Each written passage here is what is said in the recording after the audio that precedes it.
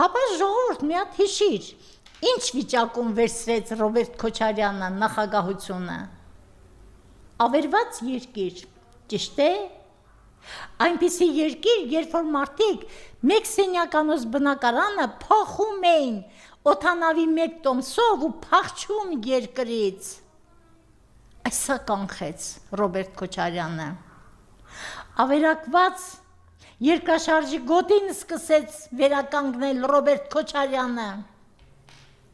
Ռոբերտ Քոչարյանը իր գործունեությամբ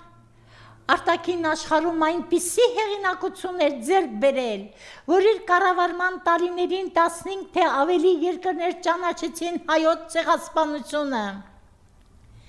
Ռոբերտ Քոչարյանը կառուցեց Մուշը, Անին։ Ռոբերտ Քոչարյանը կառուցեց Դիլիջանի թունելը։